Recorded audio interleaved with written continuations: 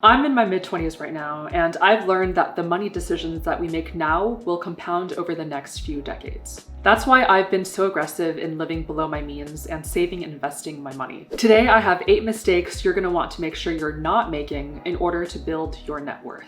My name is Carly. Over the last 3 years, I've accumulated a 6-figure net worth, and on this channel, I create videos around personal finance, modeling, and lifestyle. The first mistake is that you're not investing your money. It's one thing to save your money, but to build wealth, we need to invest it so that it can compound. And the earlier we start investing, the more time we have in the market for our money to grow. It's so easy to fall into the trap of thinking that we can do this later when we make more money in our careers. But if we start later, we have a shorter time horizon and we miss out on the compounding returns and dividends of our investments. This can amount to differences of tens of thousands of dollars and more realistically, even hundreds of thousands of dollars, depending on how much you invest in your accounts. On top of investing, I think it's equally as important to invest wisely. It's important to think about diversifying our investments, also investing in ETFs or exchange-traded funds that have low expense ratios. The second mistake is making emotional decisions with our money. Emotional financial decisions might look like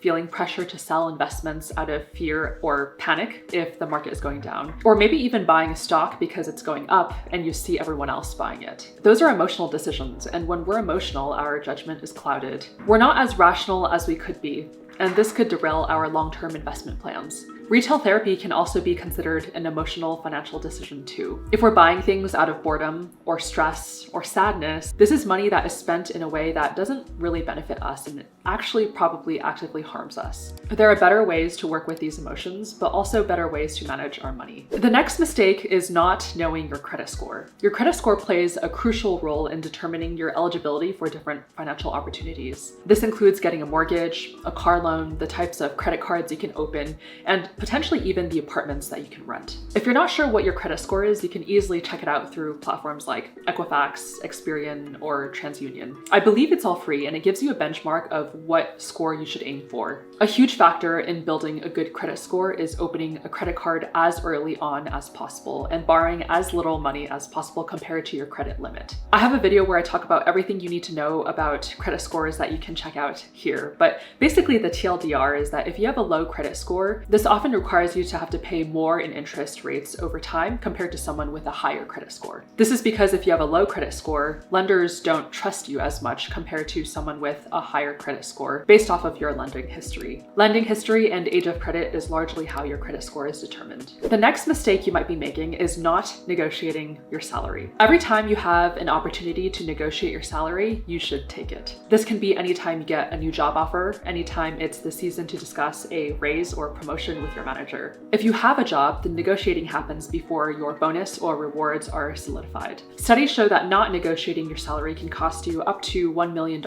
over the course of your career. This is particularly the case for women, considering men initiate negotiations 4 times as often as women do. This was studied in a book titled Women Don't Ask. And combine that with the fact that employers are almost always trying to pay their employees as little as possible to do their jobs, we quickly realize that we have a lot to lose if we don't negotiate our compensation. And I know that it's so much easier said than done, but the goal here is just to increase your salary because every raise or promotion is a percentage increase of your base salary. If you can negotiate a higher income from the start, you can earn more over the course of your 30+ year career. And the worst case scenario is that they say no, but you always have the option of interviewing at another company and negotiating your compensation there because the new company doesn't know how much you're currently getting paid. That brings me to my next point, which is the mistake that we are not interviewing regularly. It's a good idea to regularly be open to and interviewing for new jobs. We never know when the next best opportunity is going to come knocking on our doors. Also, the best time to look for a new job is when you don't need it, so that we aren't desperate to leave when we're interviewing for a new job. Interviewing regularly ensures that 1, you keep your interviewing skills sharp,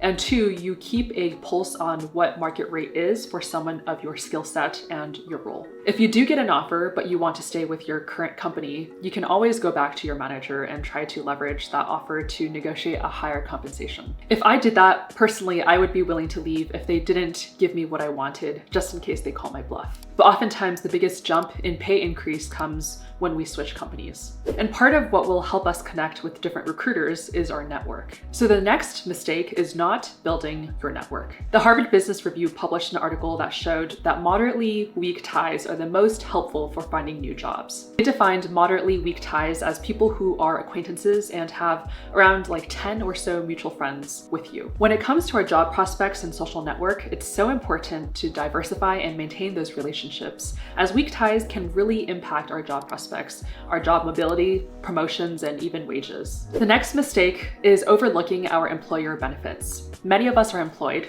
and it's part of our compensation, and so we should take full advantage of it. A major factor in how I was able to accumulate a six-figure net worth by 25 was by taking advantage of all of the employer benefits that I could. You're leaving a huge sum of money on the table if you aren't taking advantage of your employer benefits. Different employers have different benefits, and the most common ones might look like a 401k match, an employee stock purchase plan, where you can purchase company stock at a discount. You might also be able to open a health savings account and even get an employee match for that as well. Some companies even offer a stipend for wellness. I would highly recommend taking advantage of this because it's literally free money, or they save you on your taxes. There are certainly other employee benefits outside of this as well. Some might include access to news publications or access to upskilling sites where you can build upon your marketable skills to help angle you for promotion or even a better job. As much as we want to look forward and think about reaching our goals, we also have to be prepared for any unexpected scenarios. In many of my videos, I talk about the importance of having an emergency fund. So if you've been around for a while, then this may be redundant. If you don't have an emergency fund of 3 to 6 months of expenses, start funneling that money into a high-yield savings account today. Ideally, you keep it in a high-yield savings account so that it can continue to grow while you don't need it.